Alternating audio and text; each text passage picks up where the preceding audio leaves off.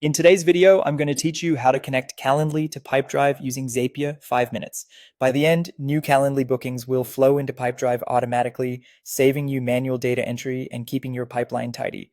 First, open Zapier and sign in. From the dashboard, click Create, then choose Zaps to start a new automation. That opens the visual editor where we'll define what kicks things off and what happens next. We'll start with the trigger. Click Trigger, search for Calendly, and select it as the app.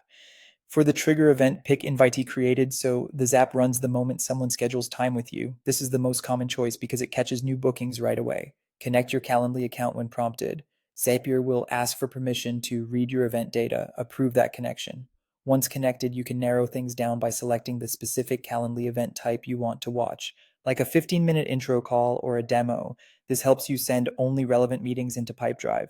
Next, set up the action. Click Action, search for Pipedrive, and select it. For the action event, choose what outcome you want. You can create update person to make sure the contact exists, create deal to start tracking an opportunity, or create activity to log the meeting in your CRM. Pick the one that best fits your workflow. For this walkthrough, imagine we're creating or updating a person. Connect your Pipedrive account. You'll authenticate so Zapier can add records on your behalf. After the connection is live, you'll map fields. This is where the magic happens. Pull the invitee's email and name from Calendly into the matching Pipedrive fields. If Calendly captures a phone number, company, or questions from your booking form, map those too. You can also use the event start time to craft an activity note or to populate a custom field, keeping context right inside the CRM. Use the built-in test to send a sample from Calendly through to Pipedrive. Check the result in Pipedrive to confirm data landed where you expect and that duplicates aren't created.